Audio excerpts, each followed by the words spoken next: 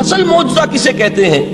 جسے کوئی نبی چیلنج کے ساتھ پیش کرتا ہے کہ یہ ہے میری رسالت کا ثبوت، آؤ مقابلہ کر لو۔ حضرت موسیٰ علیہ السلام کے جو اصل معجزے تھے وہ دو تھے۔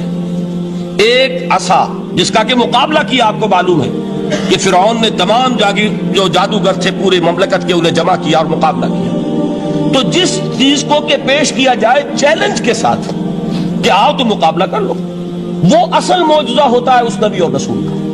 تو حضور صلی اللہ علیہ وسلم کا اصل معجزہ، یعنی معجزات، آپ یہ مغالطے میں مبتلا نہ ہو، میں بقیہ معجزات کی نفی نہیں کر رہا، یہ واقعات اپنی جگہ حق ہیں کہ حضور کو پتھر سلام کرتے تھے۔ حضور صلی اللہ علیہ وسلم جس کھجور کے تنے کے ساتھ ٹیک لگا کر خطبہ دیا کرتے تھے، جبکہ ابھی مسجد نبی میں ممبر نہیں بنا تھا، جب تعداد زیادہ ہو گئی مسلمانوں کی اور ضرورت محسوس ہوئی کہ ذرا بلند مقام پر کھڑے ہو کر آپ خطبہ ارشاد فرمائیں، تو پھر وہ ممبر بنا کر رکھا گیا۔ پہلے مرتبہ جب آپ ممبر پر چڑھ رہے تھے خطبہ دینے کے لیے، تو اس کھجور کے سوکھے تنے میں سے ایسی آواز آئی جیسے کوئی بچہ بلک بلک کر رو رہا ہو کہ وہ سعادت جو مجھے حاصل رہی تھی آج تک میں محروم ہو گیا۔ تو یہ انبیاء کا مقام ہے۔ مولانا روم نے اسی لیے کہا ہے کہ فلسفی کو منکر حنانہ است، از حواس انبیاء بیگانہ است۔ فلسفی اور عقلیت پرست انسان وہ تو حنانہ کا انکار کر دے گا، کیسے ممکن ہے سوکھا تنا اور اس کے اندر سے بچے کی طرح بلکنے کی آواز آئے، لیکن یہ اس لیے کہ وہ انبیاء کے خصوصی احوال جو ہے ان کو جانتا نہیں۔ اس قسم کے خرق عادت واقعات حضور کی زندگی میں بھی بے شمار ہوئے، لیکن حضور کا وہ معجزہ جس میں تحدی کے ساتھ چیلنج کے انداز میں کہا گیا کہ آؤ مقابلہ کرو، وہ صرف اور صرف قرآن ہے۔ چنانچہ آپ سورہ بنی اسرائیل میں دیکھیں گے، قُلْ لَئِنِ اجْتَمَعَتِ الْإِنسُ وَالْجِنُّ عَلَىٰ أَن يَأْتُوا بِمِثْلِ هَٰذَا الْقُرْآنِ لَا يَأْتُونَ بِمِثْلِهِ وَلَوْ كَانَ بَعْضُهُمْ لِبَعْضٍ ظَهِيرًا۔ اے نبی چیلنج کر دیجئے، اگر تمام انسان اور تمام جن مل کر یہ چاہیں کہ اس قرآن جیسی کوئی تصنیف کر دیں، تو چاہے وہ ایک دوسرے کا کتنی بھی اس میں مدد کریں اور تعاون کریں، وہ ہرگز قرآن جیسی کتاب تصنیف نہیں کر سکتے۔ اس سے آگے بڑھ کر یہ بات کہی گئی، اچھا پورا قرآن نہیں لا سکتے، اس قرآن کی طرح کی 10 صورتیں ہی تصنیف کر لو۔ جب اس کا بھی جواب نہیں دیا گیا تو جسے کہتے ہیں برسبیل تنزل، اور پنجابی میں کہتا ہے کہ برے کو گھر تک پہنچانا، وہ برے کو گھر تک پہنچانے کے لیے فرمایا ایک صورت ہی بنا لاؤ۔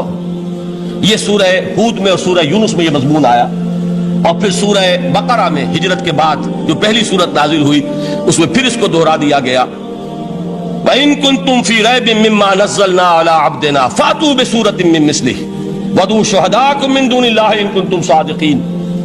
کہ اگر تمہیں کوئی شک ہے اس کتاب کے بارے میں جو ہم نے نازل فرمائی ہے، شک کیا ہوگا؟ شک اسی بات میں ہوگا کہ شاید یہ محمد کا اپنا کلام ہے صلی اللہ علیہ وسلم، یا کوئی اور انسان ہے جو انہیں سکھا پڑھا رہا ہے۔ اگر تمہیں اس نوعیت کا کوئی شک ہے تو اس جیسی ایک صورت بنا لاؤ، فَأْتُوا بِسُورَةٍ مِّن مِّثْلِهِ۔ اور نوٹ کیجئے گا سورۃ العصر بھی سورت ہے، سورۃ الکوثر بھی سورت ہے، 3 آیات بھی اگر ایسی تم تصنیف کر کے لے آؤ تب تو تمہیں کچھ شک کرنے کا حق حاصل ہوگا، اور اگر نہیں کر سکتے تو جان لو فَإِن لَّمْ تَفْعَلُوا وَلَن تَفْعَلُوا۔ پھر اگر تم ایسا نہ کر سکو اور ہرگز نہیں کر سکو گے، ذرا چیلنج کا انداز دیکھیے کہ ہرگز نہیں کر سکو گے، فَاتَّقُوا النَّارَ الَّتِي وَقُودُهَا النَّاسُ وَالْحِجَارَةُ، ڈرو اس آگ سے جس کا ایندھن بنیں گے انسان اور پتھر۔ اب اس بات کو سمجھیے کہ تاریخی حقیقت ہے یہ، جس کا کوئی کافر انکار نہیں کر سکتا، کہ وہ کوئی شخص اس چیلنج کو قبول کرنے کی جرات نہیں کر سکا۔ اگر جھوٹ موٹ کو بھی کوئی کھڑا ہو جاتا اور کہتا کہ ٹھیک ہے میں نے یہ ایک صورت بنائی ہے اور میرا دعویٰ یہ ہے کہ یہ قرآن جیسی ہے، تو ایک کنٹروورسی تو پیدا ہو جاتی نا۔ کچھ لوگ چاہے کہتے کہ نہیں یہ قرآن کے سطح کی نہیں ہے، لیکن یہ کہ اس کا دعویٰ تو ہو جاتا۔ لیکن تاریخ یہ بتا رہی ہے کہ سرے سے کسی شخص نے اس کی جرات نہیں کی، اس درجے وہ قرآن سے مرعوب ہوئے۔ تو حضور کا سب سے بڑا معجزہ جو آج تک زندہ ہے، اس کو ذہن میں رکھیے، میں نے جو حضرت موسیٰ حضرت عیسیٰ کے معجزات گنوائے ہیں وہ در حقیقت ان کی اپنی ذات کے ساتھ تھے۔ ید بیضا موسیٰ کے ساتھ تھا، عصا معجزہ اس وقت تھا جب موسیٰ کے ہاتھ میں تھا، اس کے بعد کئی سو برس تک وہ صندوق سکینہ جو ہے، تابوت سکینہ، اس میں وہ عصا رکھا رہا، لیکن اب وہ معجزہ نہیں تھا، وہ سوکھی لکڑی تھی، اس کے سوا کچھ نہیں۔ تو تمام انبیاء اور رسول کے معجزے ختم ہو گئے، وہ ان کی ذات کے ساتھ تھے۔ محمد الرسول اللہ کی رسالت دائمی ہے تا قیام قیامت، لہذا معجزہ بھی آپ کا دائمی ہے، وہ معجزہ آج بھی موجود ہے۔ البتہ میں ادھر ضرور توجہ دلاؤں گا کہ قرآن مجید کے اعجاز کے 3 پہلو ہیں۔ پہلا پہلو، اور زیادہ تر اسی کی طرف توجہ زیادہ ہوئی ہے، وہ ہے قرآن کی فصاحت، بلاغت، ادبیت، اس کی چاشنی۔ ظاہر بات ہے کہ اس کا شعور اور ادراک صرف عربوں کو ہو سکتا ہے، بلکہ میرے خیال میں ناراض نہ ہو اہل عرب تو آج کے عربوں کو بھی نہیں ہو سکتا۔ یہ اسی دور کے عرب، ان کی اپنی جو اس وقت کی زبان تھی، اس زبان میں فصحاء، بلغاء، شعراء، خطباء، ان کو اتنا ذوق تھا کہ وہ باقی پوری دنیا کو کہتے تھے یہ گونگے ہیں، بولنا ہمیں آتا ہے، خطیب ہم ہیں، شاعر ہم ہیں، خطبہ ہم دے سکتے ہیں، شعر ہم کہہ سکتے ہیں، باقی سب تو عجمی ہیں، گونگے ہیں، ان کے اندر نہ فصاحت ہے، نہ بلاغت ہے، نہ ان کے کلام میں چاشنی ہے، نہ اس کے اندر کوئی شکو ہے۔ یہ دعویٰ جنہیں تھا، جب ان کے منہ بند ہو گئے قرآن کو سننے کے بعد کہ اس کلام کا کوئی مقابلہ ممکن نہیں ہے، جو ان کے سبع معلقہ کے شعراء میں سے آخری شاعر وہ ایمان لے آئے، اس کے بعد جب ان سے کہا گیا کہ اب آپ شعر نہیں کہتے، حضرت عمر نے ایک مرتبہ ان سے سوال کیا کیا بات ہے، اب آپ نے شعر کہنے چھوڑ دیے؟ تو ان کا جواب یہ تھا اب بعد القرآن، کیا آپ قرآن کے بعد بھی اس کا امکان ہے کہ کوئی شخص اپنی فصاحت اور بلاغت کا کوئی اظہار کرنا چاہے؟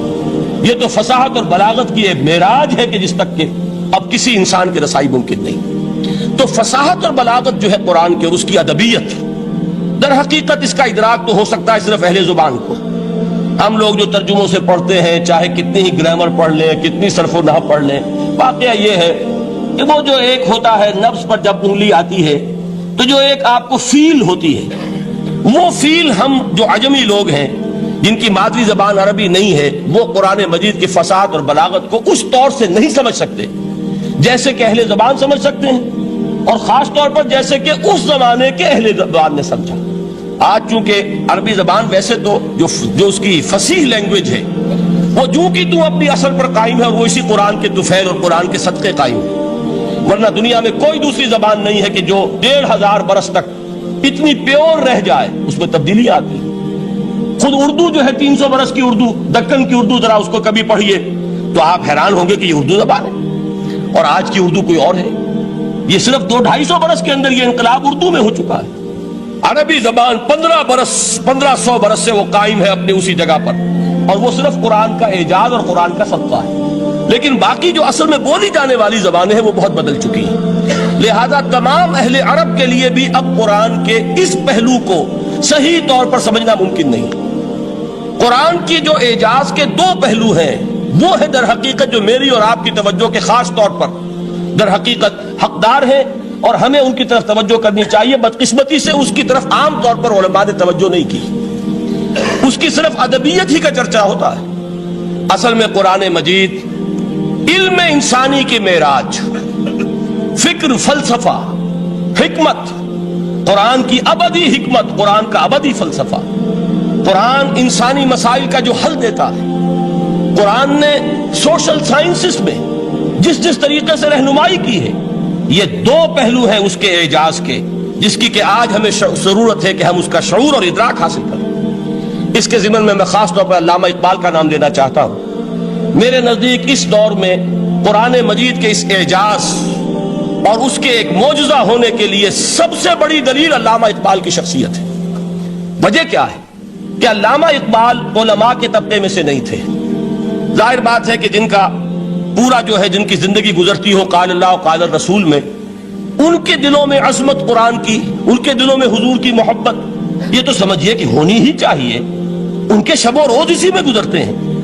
لیکن یہ کہ ایک ایسا شخص جس کی تعلیم ہے کالجوں کی، یونیورسٹیوں کی، جس نے مشرق اور مغرب کے فلسفے کھنگال ڈالے، وہ شخص، اور وہ بھی اس دور میں جبکہ ہم پر مغرب سے مروبیت بہت شدید تھی۔ آج تو وہ مروبیت بہت کم ہو چکی ہے۔ آج تو ہمارا عام نوجوان جو ہے وہ آنکھوں میں آنکھیں ڈال کر بات کرتا ہے، اس میں خود اعتمادی ہے۔ ہمارا بھی اپنا ایک معاشی نظام ہے، ہمارا اپنا ایک سیاسی نظام ہے، ہمارا ایک اپنا سماجی نظام ہے، ہماری اپنی سوشل ویلیوز ہیں۔ آج کا نوجوان الحمدللہ احیاء اسلام کی وہ جد و جہد جو ہے وہ مرحلہ در مرحلہ بہرحال آگے بڑھ رہی ہے۔ وقت لگے گا، لیکن یہ کہ اس میں یقیناً ترقی ہوئی ہے. اسی کا مظہر یہ ہے کہ خود اعتمادی ہے. We have confidence. ہم جانتے ہیں کہ اسلام ایک دین ہے, مکمل دین ہے, اس کے پاس زندگی کے تمام مسائل کا حل ہے. لیکن یہ ہے آج 1985 کی بات.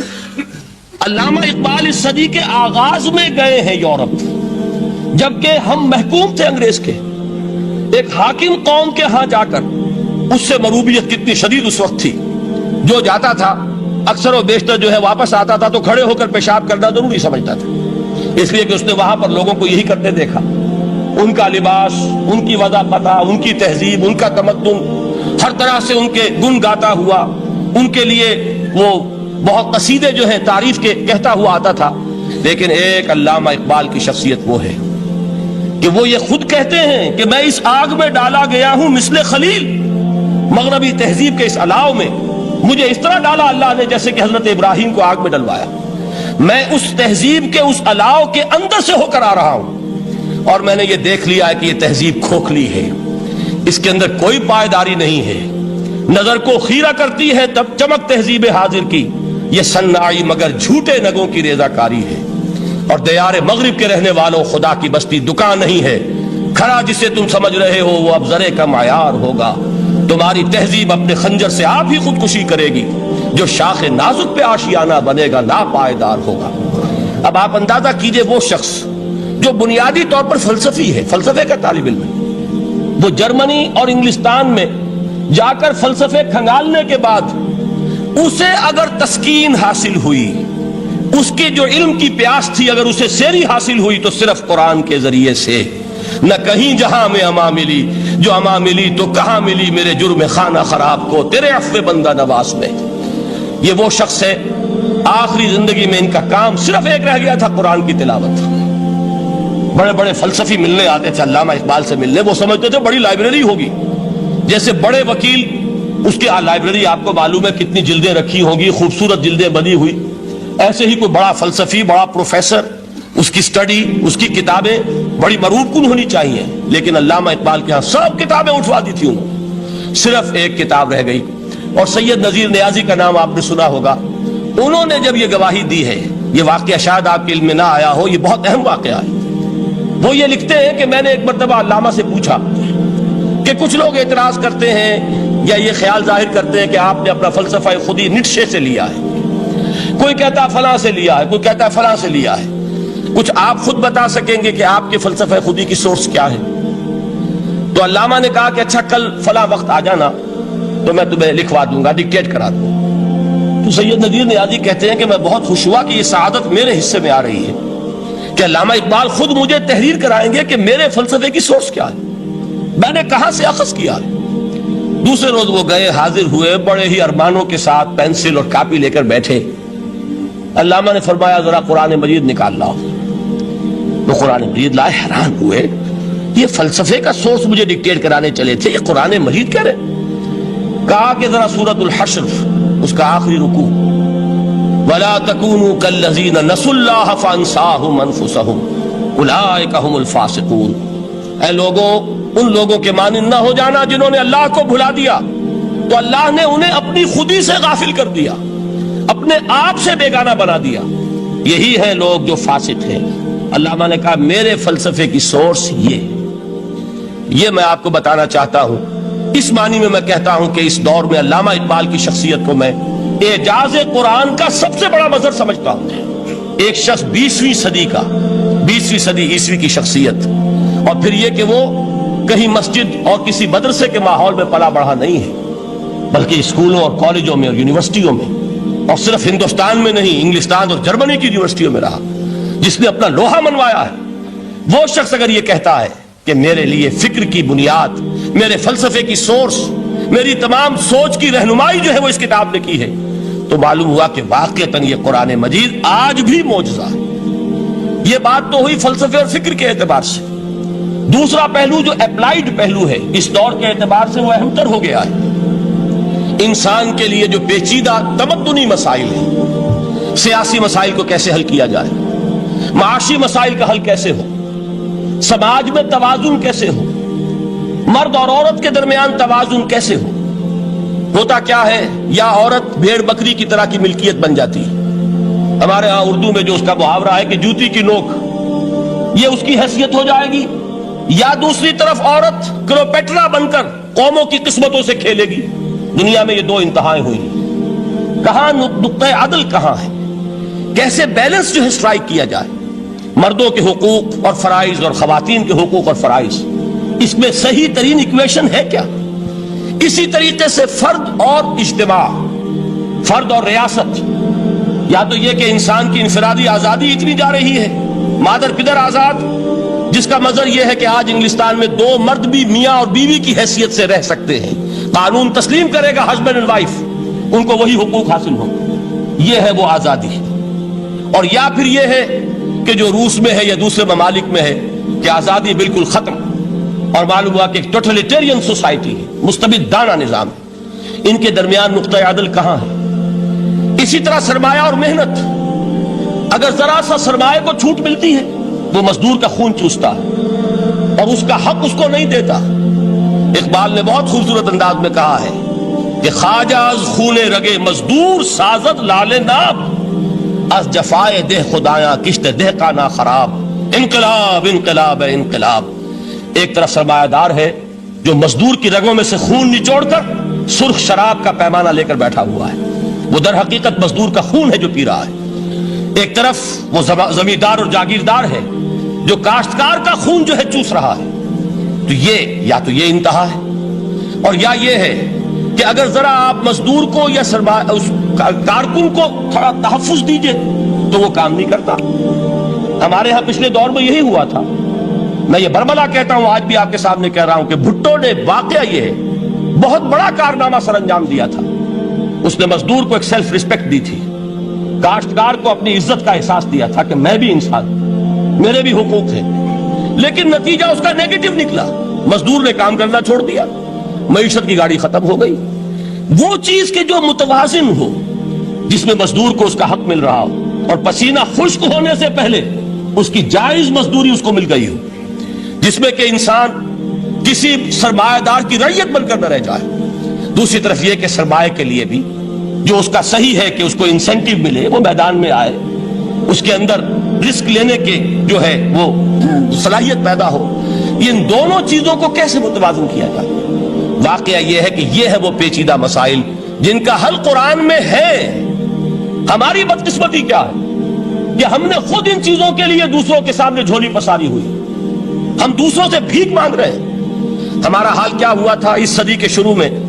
مصطفیٰ کمال پاشا نے جب ترکی میں اسلام کے آئلی قوانین بھی منسوخ کیے، نوٹ کیجئے اس کو، یہ اسی صدی کے وہ صدمے ہیں جو ہم نے اٹھائے ہوئے ہیں، اور گاہے گاہے باز خواہی قصہ پاری نہ رہا، تازہ خواہی داشتن گرداغ ہائے سی نہ رہا۔ اس صدی میں کیا نہیں ہوا؟ عربوں کی ریوولٹ ترکوں کے خلاف، ان کے پیٹھ میں جو خنجر گھونپا، اور ایک انگریز، ایک کرنل لارنس کی وہ ساری شرارت، اس کے نتیجے میں ایک عظیم مملکت عثمانیہ، سلطنت عثمانیہ، دی گریٹ آٹومان امپائر، اس کے چیتڑے اڑ گئے، اور اس کے بعد وعدے کیے تھے عربوں سے کہ ہم تمہیں حکومت دیں گے۔ ہوا کیا کہ ان کے چھوٹے چھوٹے ٹکڑے کیے اور تقسیم کر لیے۔ مغربی سامراج کا دور شروع ہو گیا۔ اس کا ایک رد عمل مصطفیٰ کمال پر اس درجے شدید ہوا، اس نے ہر چیز جس کا تعلق عربوں سے تھا اس کو ختم کر دیا، ملک بدر کر دیا۔ عربی میں اذان نہیں ہوگی، عربی میں نماز نہیں پڑھی جائے گی، اور اسی کے ضمن میں یہاں تک گیا کہ فیملی لاز بھی، رومن لاز جو ہے وہ نافذ کیے۔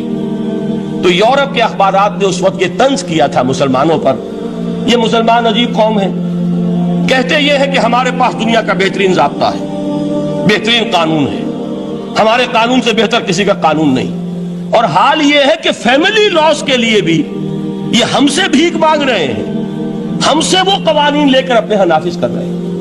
آج بدقسمتی سے اکثر و بیشتر مسلمان ممالک کا حال یہی ہے، آج ہم ان سے بھیک مانگ رہے ہیں، کہیں جمہوریت کی بھیک ہے، کہیں سوشلزم کی بھیک ہے، کہیں کسی اور سماجی نظام کی بھیک ہے، کہیں مرد اور عورت کی کامل مساوات کا ایک نظریہ ہے، شانہ بشانہ چلنے والا فلسفہ ہے، جو خالص مغرب کی تہذیب کی ایک بھیک ہے جو مانگی جا رہی ہے۔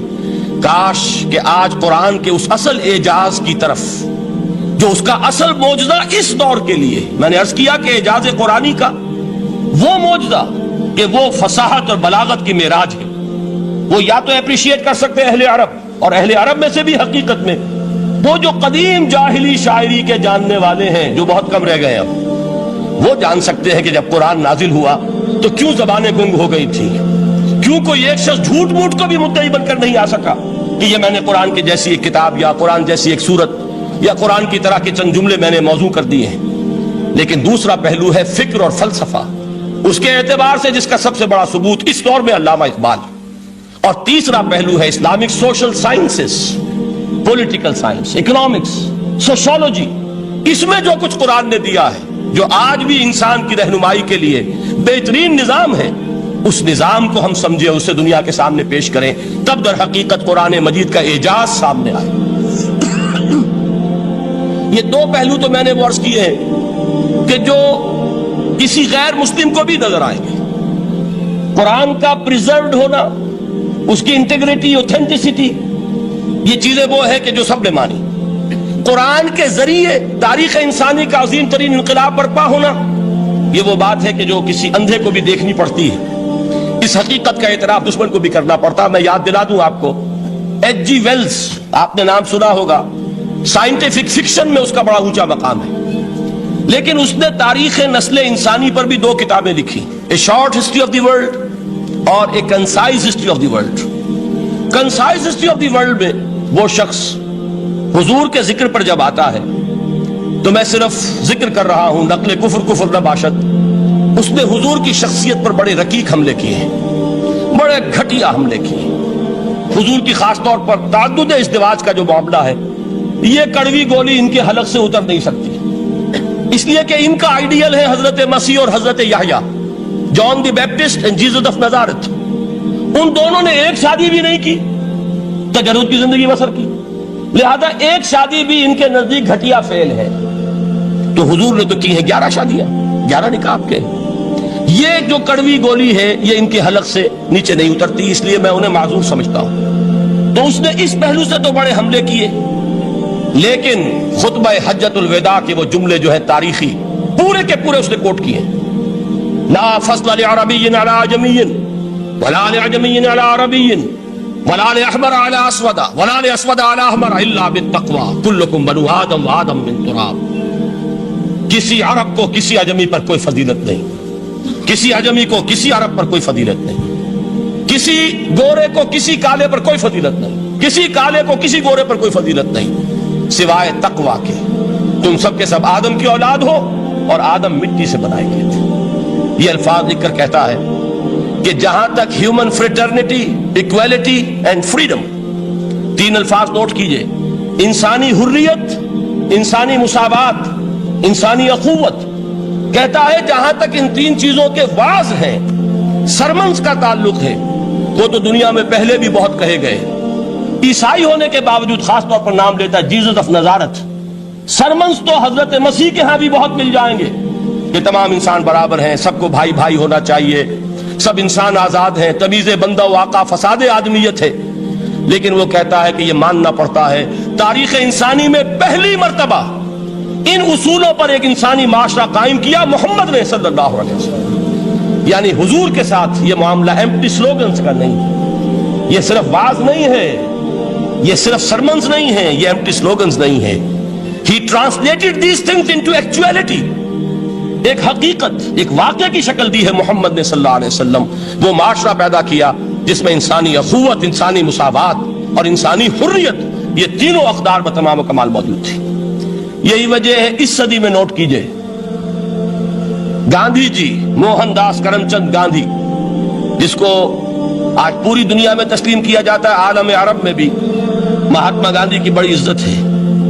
پنڈت نہرو کا کسی زمانے میں استقبال ہوا تھا ریاض میں، تو ہمیں بہت غصہ آیا تھا کہ مرحبا برسول السلام، welcome to the prophet of peace, یہ الفاظ تھے کہ جن سے پنڈت نہرو کا استقبال ہوا تھا۔ غصہ ہمیں بہت آیا، یہ رسول کا لفظ استعمال کر دیا انہوں نے۔ بعد میں ہم نے سوچا بھائی رسول کے معنی ان کے ہاں ایلچی کے ہیں، تو انہوں نے اس کو اپنی جو بھی غلطی میں سمجھا یا صحیح سمجھا، اس کو چھوڑ دیجئے، میں کوئی سیاسی گفتگو نہیں کرنا چاہتا۔ انہوں نے سمجھا کہ یہ شخص اس وقت امن کا پیغام بر ہے، لہذا اس کو ویلکم کیا۔ بہرحال گاندھی جی کا جہاں تک معاملہ ہے، آپ کے علم میں ہے کہ پوری دنیا میں उस शख्स की अजमत को तस्लीम किया गया है। हमारा मामला हिंदुस्तानी मुसलमानों का मामला ये दूसरा है। वो तो आपको मालूम है कि जूता जिसे काटता है उसे पता चलता है कि ये जूती काट रही है, वरना देखने वाले को पता चलेगा बड़ा खूबसूरत जूता है, बड़ा उम्दा जूता है, कोई इसमें खराबी नहीं है, लेकिन जिसे वो पिंच कर रही है उसे पता है कि ये है क्या। इस एतबार से हमारा मामला अलग है, लेकिन दुनिया को बहुत खूबसूरत और बहुत ही आला और बहुत ही ऊंची शख्सियत एक नजर आती है। बहरहाल एक पहलू से यकीनन मानना पड़ेगा उसकी अजमत को कि हिंदू कौम के लिए और हिंदुस्तान के लिए, उसकी आजादी के लिए जो अजीम जद्दोजहद की है, इसमें कोई शक नहीं। मैं इस वक्त जो बात अर्ज करना चाहता हूं कि 1937 का तसव्वुर कीजिए। 1937 में आपको मालूम है 1935 में कानून बना था और पहली मर्तबा इलेक्शंस हुए थे बर्रे सगीर में 1937, और वो हुए थे सूबाई इलेक्शंस। उनके नतीजे में वजारतें कायम हुई। मुस्लिम लीग ने बॉयकॉट किया था इलेक्शन को, लिहाजा पूरे हिंदुस्तान में तमाम सूबों में कांग्रेस के वज़रा की वजारतें बनी। हरिजन अखबार में एक मकाला लिखा था गांधी जी ने उस वक्त, जिसमें कि उन कांग्रेसी वज़रा के सामने नसीहत के अंदाज में ये बात रखी थी कि आज जबकि आप लोगों को इख्तियार मिल रहा है और हुकूमत, ये पहली इंस्टॉलमेंट थी जो अंग्रेजों ने दी थी हमें, सेल्फ रूल या होम रूल की पहली इंस्टॉलमेंट थी, तो जो भी तुम्हें इख्तियारात मिल रहे हैं इसमें मैं तुम्हारे सामने हजरत अबू बकर और हजरत उमर की मिसाल रखता हूं। ये है वो बात कि जादू वो जो सर चढ़ कर बोले। अरबी में कहते हैं अल-फज़्लु मा शहिदत बिहिल आदा, असल फजीलत वो है जिसका कि दुश्मन एतराफ करे। महात्मा गांधी अगर एतराफ कर रहा है कि तारीख इंसानी की अजीम तरीन शख्सियतें हुकूमत की सतह पर वो अबू बकर और उमर हैं, तो अबू बकर और उमर किस दरख्त के फल हैं? वो शजर तैयबा, शजर नबूवत है कि जिसके फल है अबू बकर और उमर, जिनको तरबियत दी है मोहम्मद ने सल्लल्लाहु अलैहि वसल्लम। तो मालूम हुआ कि ये चीजें वो हैं कि जिसका लोहा आज दुनिया मान रही है।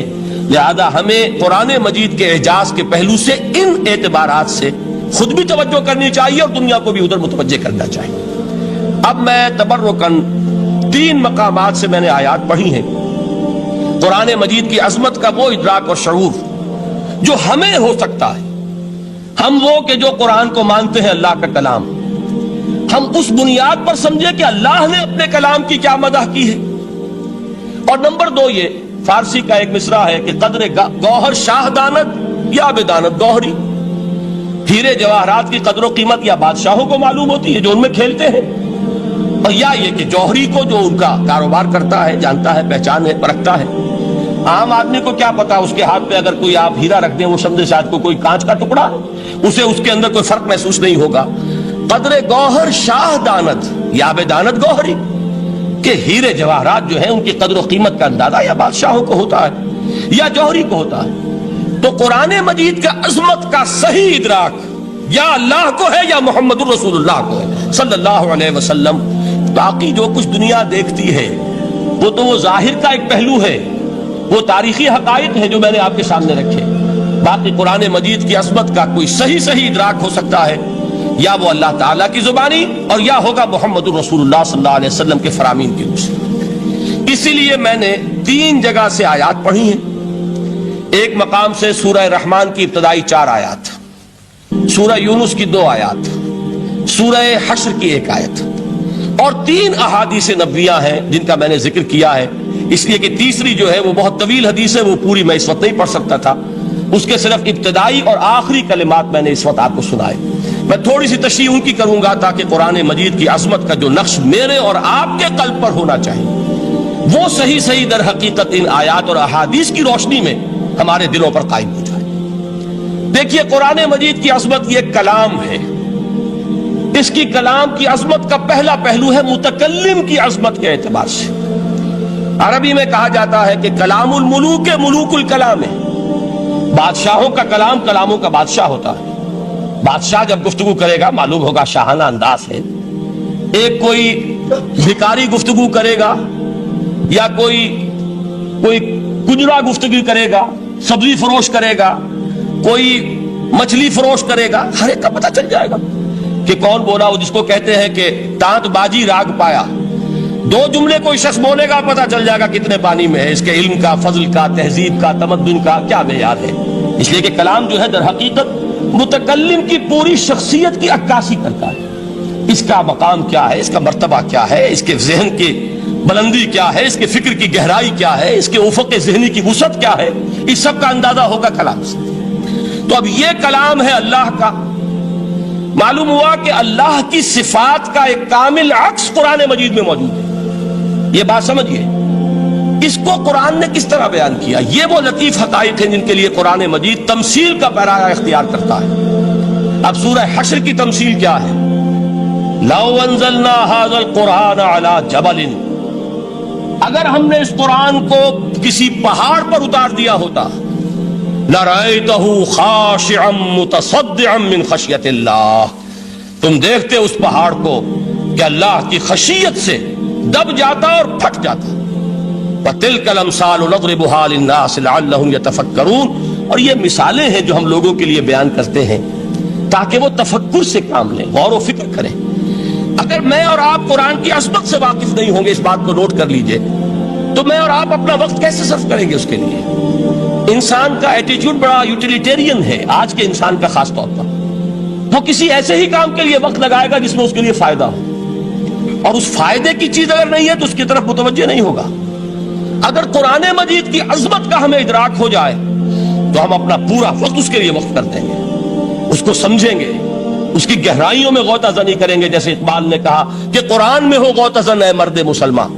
لیکن اگر یہ کہ اس کی عظمت کا ادراک نہ ہوا تو بس یہ کہ کبھی اتفاق ہو گیا کہ کھول لیا اور اس کو پڑھ لیا، پڑھ بھی لیا بغیر سمجھے، اور اس کا ثواب کسی اور کو پہنچا دیا۔ وہ آج حصول ثواب بھی نہیں رہا، ایصال ثواب ہی رہ گیا۔ ورنہ یہ کہ بہرحال علامہ اقبال نے جو اس پر پھپتی چست کی ہے کہ بآیا تشترا کارے جزی نیست کے از یاسین او آساں بمیری، اس قرآن کی عظیم آیات سے اے مسلمان آج تیرا سروکار صرف اتنا رہ گیا ہے کہ کوئی شخص مر رہا ہو، عالم نزا میں ہو، تو اس کو یاسین سنا کر اس کی جان جلدی سے نکال دو، آسانی سے نکل جائے، بس یہ سروکار رہ گیا۔ میں یہ نہیں کہتا کہ نہ پڑھی جائے، حضور نے فرمایا ہے پڑھنی چاہیے، لیکن صرف یہ نہیں ہے اس کا مصرف۔ یہ تو انسانی زندگی کی رہنما کتاب بن کر نازل ہوئی ہے، اس کے اوپر اس اعتبار سے توجہ تم نہیں کر رہے ہو، بلکہ تمہاری اس کے ساتھ جو ہے دلچسپی صرف اتنی رہ گئی ہے۔ تو پہلی بات یہ کہ یہ سمجھیے کہ قرآن نے یہ تمثیل اختیار کی اپنے عظمت کے بیان کے لیے۔ اگر ہم نے اس قرآن کو پہاڑ پر اتار دیا ہوتا تو تم دیکھتے کہ وہ پھٹ جاتا اور دب جاتا۔ اب اس کو سمجھیے، القرآن یفسر بعضہ بعضا، قرآن کا ایک حصہ دوسرے حصے کی تفسیر کرتا ہے۔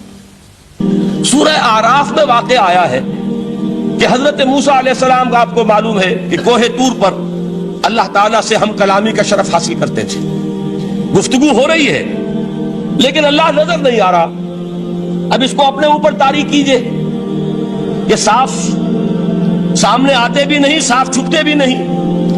یہ جو صورتحال تھی کہ اگر کسی کی آپ آواز سن رہے ہیں، کلام سن رہے ہیں، سامنے نہیں آ رہا، تو آپ کے دل میں خواہش پیدا ہوگی کہ ذرا سا یہ پردہ بھی اٹھا دیا جائے، مجھے دیدار بھی حاصل ہو جائے۔ لہذا سورہ اعراف میں ہے جب کئی بار یہ شرف ہم کلامی حاصل ہوا اللہ سے، تو حضرت موسیٰ علیہ السلام نے بڑی ہمت سے کام لیا، بڑی جرت کی درخواست کر دی، رب ارنی انظر الیک، یہ جو پردہ بیچ میں حائل کیا ہوا ہے پروردگار، تو میرا شوق دیکھ، میرا اشتیاق دیکھ، تو مجھے ذرا دیدار بھی عطا ہو جائے۔ اس پر کیا بات کہی گئی؟ لن ترانی، موسیٰ تم مجھے ہرگز نہیں دیکھ سکتے، تم اس جسد ظاہری کے ساتھ، اس جسد مادی کے ساتھ، ان عنصری آنکھوں سے میرا دیدار نہیں کر سکتے۔ ولیکن انظر الی الجبل، دیکھو ہم تمہیں ایک مثال دیے دیتے، ذرا اس پہاڑ کی طرف دیکھو، ہم اپنی ایک تجلی اس پر ڈالیں گے۔ فإن استقر مکانہ فسوف ترانی، اگر وہ پہاڑ ہماری تجلی کو جھیل جائے، تحمل کر لے، تو تم بھی سوچنا کہ شاید ہمیں دیکھ سکو۔ اس کے بعد ہوا کیا؟ فلما تجلی ربہ للجبل جعلہ دکا وخر موسیٰ صعقا، جب اللہ تعالیٰ نے پہاڑ پر اپنی ایک تجلی ڈالی تو وہ پہاڑ جو ہے پھٹ گیا، اور موسیٰ، اب دیکھیے براہ راست تجلی موسیٰ پر نہیں ہے، یہ انڈائریکٹ مشاہدہ ہے تجلی ربانی کا کہ جو پہاڑ پر ہوئی ہے، اور پہاڑ کی جو کیفیت ہوئی ہے اس کے مشاہدے سے حضرت موسیٰ بے ہوش ہو کر گر گئے۔ وَصَعِقَ مُوسَىٰ خَرَّ مُوسَىٰ صَعِقًا، یہ ہے وہ مثال جو یہاں دی ہے قرآن کے لیے۔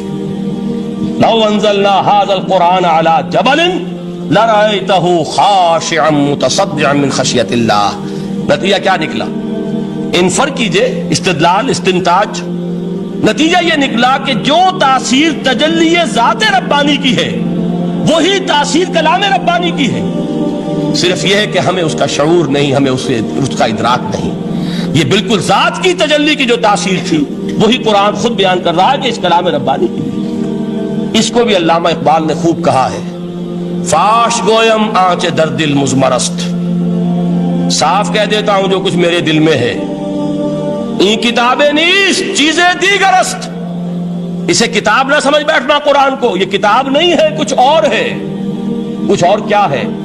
مثل حق پنہاؤ ہم پیداستو، زندہ پائندہ گویاستو، یہ تو جیسے اللہ تعالیٰ کی ذات ہے، مثل حق، ذات حق سبحانہ و تعالیٰ کی طرح یہ زندہ ہے، پائندہ ہے، مثل حق پائندہ گویاستو، یہ جو ہے زندہ ہے، یہ متکلم ہے، کلام نہیں ہے۔ کل صفات ربانیہ جو ہیں ظاہر اور باطن، مثل حق پنہا، ظاہر و پنہا، اور حی و قیوم جیسے اللہ کی ذات ہے، وہی صفات اس کلام کی ہیں۔ اور اس کے بعد وہ شعر آیا تھا جو میں پہلے سنا چکا ہوں، چوں بجاں در رفت جاں دیگر شود، جب یہ قرآن کسی انسان کے اندر سرایت کر جاتا ہے، اس کے دل پر نازل ہوتا ہے۔ دیکھیے یہ الفاظ آپ کو کہیں اور نہیں ملیں گے۔ میرے نزدیک جہاں علامہ اقبال اس دور میں قرآن کی عظمت کا سب سے بڑا ثبوت ہے، وہاں عظمت قرآنی کے سب سے زیادہ واقف اور اس کا سب سے زیادہ شعور رکھنے والے بھی علامہ اقبال۔ یہ الفاظ آپ کو کہیں نہیں مل سکیں گے کہ مثل حق پنہاؤ ہم پیداستو، زندہ پائندہ گویاستو، چوں بجاں در رفت جاں دیگر شود، جاں چو دیگر شد جہاں دیگر شود۔ جب یہ انسانوں کے اندر سرایت کر جاتا ہے، ان کے اندر ایک انقلاب آ جاتا ہے، اور یہ اندر کا انقلاب ہے جو ایک عالمی انقلاب کا پیش خیمہ بنتا ہے۔ آپ آرڈیننس کے ذریعے سے نمازیں پڑھوائیں گے تو پھر نماز وہی پڑھی جائے گی جو آفس ٹائم میں آئے گی، باقی اور کیوں پڑھیں گے؟ وہ تو آرڈیننس کے ذریعے سے پڑھائی جا رہی ہے نا۔ اس کا حشر تو وہ ہوگا جو ہمارے ہاں دیکھا جا چکا ہے۔ اور اس وقت بھی، اس زمانے میں نے یہ سنا ایک جگہ کہ کلاس 4 امپلائیز جو ہیں، وہ شروع میں جب آرڈیننس نافذ ہوا تھا ہمارے ہاں تو دفتروں میں بڑا اہتمام ہوا، آفیسرز نے خاص طور پر بڑے اہتمام سے ظہر کی نماز پڑھنی شروع کی۔ لیکن مجھے بتایا گیا کہ کلاس 4 امپلائیز جو ہیں ہمارے، یہ ڈرائیورز ہیں، پینز ہیں، یہ کھڑے ہنستے رہتے ہیں، شریک نہیں ہوتے۔ میں نے ان سے کہا وہ اس لیے کہ انہیں معلوم ہے کہ آپ بھی تو یہی پڑھ رہے ہیں صرف نماز، باقی آپ کے ڈرائیور سے اور آپ کے خانسامہ سے یہ بات چھپی ہوئی نہیں ہے کہ عصر آپ نے بھی نہیں پڑھنی، یہ صرف زور ہے جو آپ پڑھ رہے ہیں۔ تو یہ اصل میں اندر کا انقلاب جب تک نہ آئے، باہر کا ٹھوسا ہوا انقلاب، وہ تو جب پریشر ہٹ جائے گا تبدیلی ختم ہو جائے گا۔ چوں بجاں در رفت جاں دیگر شود، اندر انقلاب آئے، جب اندر تبدیلی ہو جائے گی اب انسان کا پورا وجود بدلے گا، پھر اس کے اندر سے تبدیلی جو ہے وہ ابھرے گی، اسے کسی خارجی دباؤ کی ضرورت نہیں ہوگی۔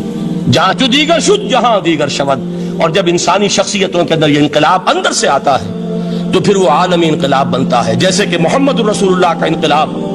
واقعہ یہ ہے کہ اگر جوش کانسپیریسی، عبداللہ ابن سبا کی سازش اگر کامیاب نہ ہو گئی ہوتی اور مسلمانوں کے اندر آپس کا اختلاف اور سر پھٹول نہ ہو جاتا، جو حضرت عثمان کی شہادت، پھر حضرت علی کی شہادت رضی اللہ تعالی عنہما، اور حضرت علی کی دوران خلافت یہ آپس کے جو جنگیں ہوئی، جنگ جمل، جنگ صفین، جنگ نہروان، اگر یہ نہ ہوئی ہوتی تو جس سپیڈ کے ساتھ اور رفتار کے ساتھ انقلاب محمدی کی توسیع ہو رہی تھی علی صاحب الصلاۃ والسلام، کوئی طاقت دنیا میں نہیں تھی۔ اقبال نے اس کا بھی نقشہ کھینچا ہے کہ تھمتا نہ تھا کسی سے سیل رواں ہمارا، وہ سیل رواں تھا، کوئی روکنے والا نہیں تھا۔ انٹرنل سیبوٹاج وہ ہے کہ جس نے اس انقلاب کا راستہ روکا۔ تو واقعہ یہ ہے کہ وہ اندرونی انقلاب حضور نے برپا کیا قرآن کے ذریعے صحابہ میں، اندر سے جو انقلاب تھا اس نے عرب میں ایک انقلاب کی شکل اختیار کی، اور یہ انقلاب جو ہے اتنی اپنے اندر قوت رکھتا تھا، اتنی پوٹینشیلٹی تھی اس کی کہ وہ 20 برس کے اندر کہاں آکسس دریائے جیہوں، کہاں اٹلانٹک، تصور تو کیے، تاریخ میں اس سے پہلے اتنی بڑی کوئی مملکت قائم ہوئی نہیں، کہاں یمن اور کہاں ایشیائے کوچک، ایشیا مائنر، ٹرکی، یہاں سے وہاں اور وہاں سے یہاں، اتنی عظیم مملکت حضرت عثمان رضی اللہ تعالیٰ عنہ کے خلافت میں ہو چکی تھی۔ یہ بات اگر یہ چلتا معاملہ آگے تو کوئی قوت اب نہیں رہی تھی. سلطنت روما ختم ہو چکی تھی, سلطنت کسرا ختم ہو چکی تھی, بخشے اڑ گئے تھے. اب کون سی طاقت رہ گئی تھی جو سیلاب کا راستہ روکتی؟ یہ وہ یہودی سازش ہے جس نے اندر سے سیبوٹاج کیا. بہرحال یہ ہے انقلاب محمدی کا طریقہ, اندر سے تبدیلی. اسی کو علامہ اقبال نے کہا ہے, تیرے ضمیر پہ جب تک نہ ہو نزول کتاب, گرہ کشا ہے نہ راضی نہ صاحب کشاف. یہ قرآن اب بھی تم ایسے محسوس کرو کہ جیسے تمہارے دل پر نازل ہو رہا ہے. اور مجھے یاد آیا امام ابن قیم رحمۃ اللہ علیہ, ان کا ایک بڑا پیارا جملہ ہے. وہ کہتے ہیں قرآن کے بعض پڑھنے والے ایسے ہیں کہ جب وہ قرآن کو پڑھتے ہیں تو یوں محسوس کرتے ہیں کہ قرآن مصحف میں لکھا ہوا نہیں ہے, ان کے اپنے دل کے اوپر کندہ ہے, دل کے اوپر سے پڑھ رہے ہیں. یعنی اتنی کامل مطابقت وہ محسوس کرتے ہیں, اپنی فطرت, ہیومن نیچر اور قرآن کے اندر اتنی مطابقت ہے. اس طرح وہ ٹیلی کرتے ہیں ایک دوسرے کے ساتھ کہ محسوس ہوتا ہے کہ وہ کتاب ان صفحات میں لکھی ہوئی نہیں ہے بلکہ لوح قلب پر لکھی ہوئی ہے کہ جہاں سے وہ انسان اسے پڑھ رہا. تو پہلی بات تو قرآن مجید کی اس آیت کے حوالے سے اس پہلو سے ہمارے سامنے آئی کہ جو تاثیر ہے ذات ربانی کی تجلی کی, وہی تاثیر ہے اس قرآن مجید کی, بشرطے کہ ہمارے دل جو ہیں وہ کچھ اپنے اندر اس استعداد اور صلاحیت کو پیدا کر لیں. دوسرا مقام ہے سورہ یونس کا. اب کسی کلام کی عظمت کا دوسرا پہلو ہو سکتا ہے اس کی افادیت کے اعتبار سے, اس سے فائدہ کیا ہوگا نوع انسانی کے لیے. دیکھیے دو آیات, یہ عظیم خزانے ہیں عظمت قرآن کے. سورہ یونس میں یا ایھا الناس, اے لوگو, قد جاءتکم موعظۃ من ربکم وشفاء لما فی الصدور وہدی ورحمۃ للمؤمنین. 4 الفاظ نوٹ کر لیجئے. اے لوگو, آ گئی ہے تمہارے پاس وہ چیز تمہارے رب کی طرف سے جو موعظہ ہے. موعظہ کسے کہتے ہیں؟ نصیحت. اس بات کو ذرا سمجھ لیجئے ترتیب کیا ہے. نصیحت اسے کہتے ہیں, جی رہا نہیں جا رہا, میں نے اس کی ترتیب بدلی ہوئی ہے. مجھے یاد دلایا ایک صاحب نے کہ سورہ رحمان کی ابتدائی آیات کا بیان تو رہ گیا, وہ رہا نہیں, میں نے پڑھا کسی اور ترتیب سے تھا, بیان کسی اور ترتیب سے کر رہا ہوں. پڑھنے میں 4, 2 اور 1, اور اب جو میں بیان کر رہا ہوں پہلے ایک آیت سورہ حشر کی جو بیان کی, اب 2 آیات ہیں سورہ یونس کی. لوگوں, تمہارے پاس آ گئی ہے تمہارے رب کی طرف سے موعظت, اور تمہارے سینوں کے اندر جو روگ ہیں ان کے لیے علاج. توجہ کیجئے گا, ہم نے قرآن کو کیا سمجھا ہے؟ صرف ایک مقدس کتاب, ایک حصول ثواب یا ایصال ثواب کا آلہ. قرآن ہے کیا؟ نمبر 1 موعظہ. موعظہ کسے کہتے ہیں؟ وعظ اسے کہتے ہیں وہ بات جس سے دل نرم ہو جائے, دل کے اندر گداز پیدا کرنے والی شے. وجہ کیا ہے؟ اعلیٰ سے اعلیٰ حکیمانہ بات کسی سے کہی جائے, دل سخت ہے, اثر نہیں ہوگا. ایک کرسٹ آ جاتا ہے انسان کے دل کے اوپر, جیسے کہ یہود کے علماء کے بارے میں فرمایا گیا, ثم قست قلوبکم فہی کالحجارۃ او اشد قسوۃ وان من الحجارۃ لما يتفجر منه الانہار وان منها لما يهبط من خشیۃ اللہ وان منها لما يشقق فيخرج منه الماء. اے لوگوں, پھر تمہارے دل سخت ہوتے چلے گئے, پھر وہ پتھروں کے مانند سخت ہو گئے, بلکہ ان سے بھی زیادہ سخت, اس لیے کہ پتھروں میں تو وہ بھی ہوتے ہیں کہ جو اللہ کے خوف سے گر جاتے ہیں, پتھروں میں وہ بھی ہوتے ہیں کہ جو اللہ کی خشیت سے پھٹ جاتے ہیں, ان میں سے پانی بہ نکلتا ہے. پتھر تو اس طرح کے ہیں, لیکن انسان کا دل جب سخت ہو جائے, جب پتھر بن جائے, تو کوئی شے دنیا کی اس کی سختی کا مقابلہ نہیں کر سکتی.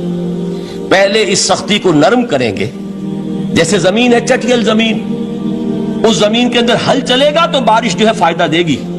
اس کو آپ زمین کو نرم کرتے ہیں تاکہ وہ بارش کو جذب کرے, ورنہ چٹیل زمین ہے سخت, وہ پانی بہ جائے گا اور وہ زمین کے اندر جذب نہیں ہوگا. تو پہلا لفظ استعمال کیا موعظہ. یہ قرآن واعظ ہے, نصیحت ہے, دلوں کو نرم کرتا ہے, دلوں پر جو کرسٹ آ گیا ہے سخت اسے توڑتا ہے, اس میں ہل چلاتا ہے. پھر کیا کرتا ہے؟ پھر جب یہ جذب ہوتا ہے, شفاء لما فی الصدور, جو سینے کے روگ ہیں ان کے لیے شفا ہے. اب آپ غور کیجئے گا, علامہ اقبال نے انہی 2 اعتبارات سے مسلمانوں کا مرثیہ کہا ہے کہ مسلمانوں نے اس قرآن کو نہ موعظہ کے لیے استعمال کیا اور نہ تزکیہ نفس کے لیے استعمال کیا, بلکہ اس کو تو صرف بنا لیا ہے وہ جان آسانی سے نکالنے کا نسخہ یا ایصال ثواب کا آلہ. چنانچہ کہتے ہیں واز کے لیے واعظ دستہ زنو افسانہ بند.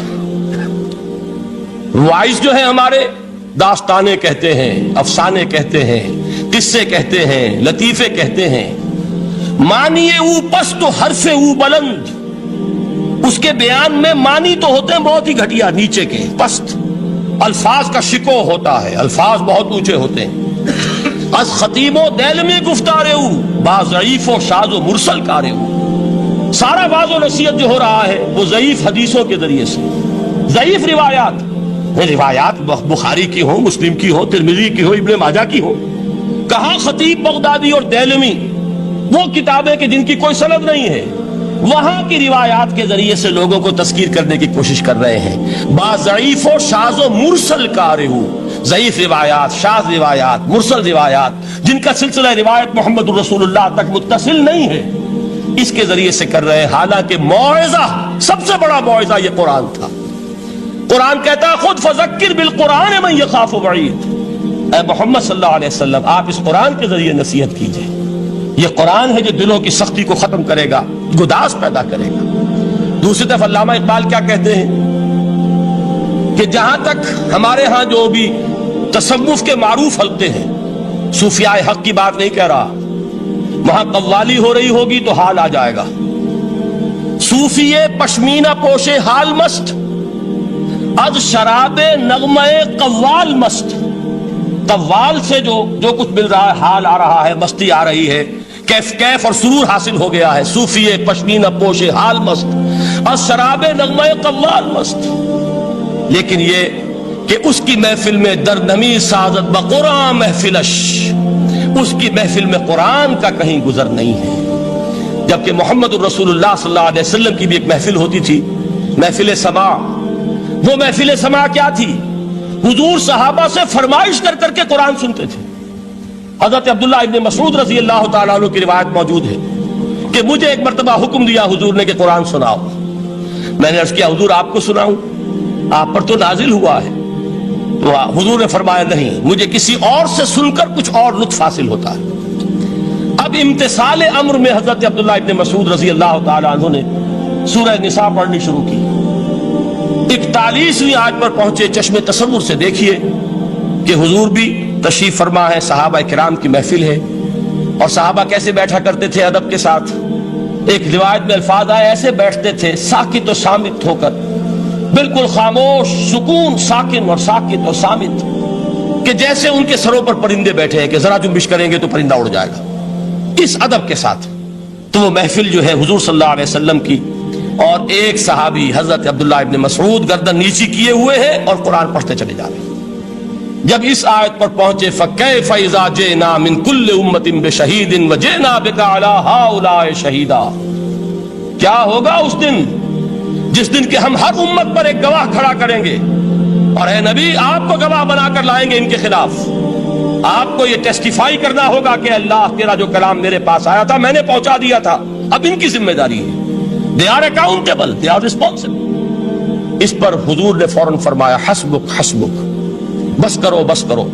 اور حضرت عبداللہ ابن مسعود فرماتے کہ میں نے جب نگاہ اٹھا کر دیکھا حضور کے آنکھوں سے آنسو روا تھے. یہ ہے سماع، یہ محفل سماع ہے. کاش کہ اللہ تعالی ہمیں اس کی توفیق عطا فرمائے. یہ ہے مسنون محفل سماع. اس قرآن کے اندر وہ گداز ہے. آیا کہ نہیں 7ویں پارے کی بالکل آغاز میں وَإِذَا سَمِعُوا مَا أُنزِلَ إِلَى الرَّسُولِ تَرَىٰ أَعْيُنَهُمْ تَفِيضُ مِنَ الدَّمْعِ مِمَّا عَرَفُوا مِنَ الْحَقِّ يَقُولُونَ رَبَّنَا آمَنَّا فَاكْتُبْنَا مَعَ الشَّاهِدِينَ. تو یہ ہے دوسری چیز کہ در حقیقت تزکیہ نفس کا ذریعہ یہ قرآن ہے. سینوں میں جو روگ ہیں، حب دنیا، حب مال، حب شہرت، حب اقتدار، جس کو کہ ایڈلر کہتا ہے دی ارج ٹو ڈومینیٹ، میرا غلبہ ہو، میرا تسلط ہو، میں نمایاں ہو جاؤں، میری حکومت بن جائے، اختیار میرے ہاتھ میں آ جائے، دی ارج ٹو ڈومینیٹ. یہ ساری ارجز ہیں ہماری در حقیقت جس سے فساد رونما ہے. یہ حب مال ہے جس کی وجہ سے ہمارے اندر تنافس ہے. الہاکم التکاثر حتی زرتم المقابر. یہ کثرت اور بہتات کی طلب تمہیں غافل کیے رکھتی ہے یہاں تک کہ قبروں تک جا پہنچتے ہو. آنکھ انسان کی کھل نہیں پاتی. جس کے پاس 10 نسلوں کے لیے کھانے کو موجود ہے اس کی بھی حرص جو ہے اور مزید کا لالچ جو ہے وہ ختم نہیں ہوتا. یہ چیزیں ہیں اصل روگ. ان دلوں کے روگوں کا اور سینوں کے اندر کے ان امراض کا علاج قرآن. یا ایھا الناس قد جاءتکم موعظۃ من ربکم وشفاء لما فی الصدور. اب جب یہ دو چیزیں ہو جائیں گی, اب تیسرا لفظ ہے ہدن. ہدایت بیکار ہے جب تک دل میں گداز نہ ہو. ہدایت بیکار ہے جب تک کہ نیت درست نہ ہو. کوئی شخص بڑا عالم ہے لیکن اپنے علم کو اس نے ذریعہ بنایا ہے دنیا کمانے کا, تو در حقیقت یہ قرآن اس کے حق میں ہدایت نہیں ہے, اس کے حق میں عذاب خدا بندی کا ذریعہ بن رہا. حضور نے خود فرمایا القرآن حجت لک او علیک. یہ قرآن یا تمہارے حق میں حجت ہے یا تمہارے خلاف حجت بنے گا قرآن کے قیامت کے دن. اس لیے کہ ایک شخص اس کو دنیا کمانے کا ذریعہ بنا رہا ہے, ایک شخص اس کو شہرت کے حصول کا ذریعہ بنا رہا ہے, ایک شخص علم کو ذریعہ بنا رہا ہے دنیا میں نمایاں ہونے کا, اپنی تعریف کا. حضور نے فرمایا کہ قیامت کے دن سب سے پہلے 3 افراد کا معاملہ پیش ہوگا عدالت خدا بندی میں. ایک وہ جو بڑا عالم سمجھا جاتا تھا, اس سے بڑا علم پھیلا. دوسرا وہ جو بہت صاحب ثروت تھا, اس نے بہت خیرات کے کاموں میں پیسہ لگایا. تیسرا وہ جو دنیا میں شہید سمجھا جاتا تھا کہ اللہ کی راہ میں جنگ کرتے ہوئے جان دیا. اللہ ان تینوں سے جو اس کو نعمتیں دی تھی ان کا ذکر کر کے پوچھے گا کہ میں نے تمہیں یہ دیا, تمہیں یہ دیا, تمہیں یہ دیا, تم کیا کر کے لائے؟ وہ شہید کہے گا کہ اللہ میں نے تیری راہ میں جنگ کی اور اپنی جان دے دی تاکہ تو راضی ہو جائے. اللہ فرمائے گا کذبتا, تو نے جھوٹ بولا. انک قد قاتلت لان یقال جریء, تو نے تو یہ جنگ اس لیے کی تھی کہ کہا جائے کہ بڑا جری ہے, بڑا بہادر ہے. یہ لوگوں سے بہادری کے تمغے لینا تمہارا مقصود تھا. وقد قیل, وہ کہا جا چکا ہے, اب یہاں تمہارے لیے کچھ نہیں. اور فرشتوں کو حکم ہوگا اور وہ اوندے منہ اس کو گھسیٹتے ہوئے جہنم میں جھونک دیں. دنیا میں شہید سمجھا جا رہا ہے, آخرت میں جہنمی. یہی حال اس عالم کا ہوگا, یہی حال اس دولت مند کا ہوگا. تم نے یہ علم پھیلایا تھا کہ تمہارے علم کا چرچا ہو جائے, تمہاری شہرت ہو جائے, لوگ تمہاری دستبوسی کرنے لگیں, لوگ تم سے جھک کر ملیں. وہ دنیا میں ہو گیا, تمہارا مطلوب مل چکا, تمہارا مقصود حاصل ہو چکا, اب یہاں کچھ نہیں. تو جان لیجئے کہ جب تک دلوں کے روگ درست نہ ہوں, علم بیکار ہے, ہدایت قطعاً غیر مفید ہے. پہلے دلوں کا کرشٹ اترے, اس کی سختی دور ہو, یہ ہے موعظہ. دلوں کے اندر سے حب جاہ, حب دنیا, حب مال نکلے, یہ ہے تزکیہ. شفاء لما فی الصدور, اب ہدایت خدا بندی. اب راستہ آپ دیکھیں گے اور اس راستے پر چلیں گے. یہ ہدایت جو ہے دنیا میں, یہی آخرت میں رحمت کی شکل میں ظاہر ہوگی. جنہوں نے اس قرآن کی ہدایت سے فائدہ اس دنیا میں اٹھایا, آخرت میں رحمت خدا بندی کی بدلیاں ان پر سائے کریں. ایک حدیث میں تو باقاعدہ الفاظ آئے ہیں کہ سورہ بقرہ اور سورہ آل عمران یہ 2 بدلیوں کی صورت میں ظاہر ہوں گی میدان حشر میں, اور ان لوگوں پر سایہ کریں گی کہ جن کو ان سے بڑی محبت تھی. یہ 4 الفاظ نوٹ کر لیجئے اسی ترتیب کے ساتھ. یا ایھا الناس قد جاءتکم موعظۃ من ربکم وشفاء لما فی الصدور وہدی ورحمۃ للمؤمنین. قل بفضل اللہ وبرحمتہ, اے نبی کہہ دیجئے یہ اللہ کا بڑا فضل ہے, لوگوں سمجھو. اس کی بڑی رحمت کا ظہور ہوا ہے اس قرآن کی شکل میں. اس کی رحمت کا مظہر عدم قرآن ہے, اس کے فضل کا سب سے بڑا ثبوت قرآن ہے. فبذالک فلیفرحوا, اس پر انہیں خوشیاں منانی چاہیے. اترانا ہے تو اس پر اترائیں کہ اتنی بڑی دولت ہمارے پاس ہے, اتنا بڑا احسان ہے جو اللہ نے ہم پر کیا ہے. فبذالک فلیفرحوا هو خیر مما یجمعون, جو چیزیں یہ جمع کرنے کی فکر کر رہے ہیں ان سے کہیں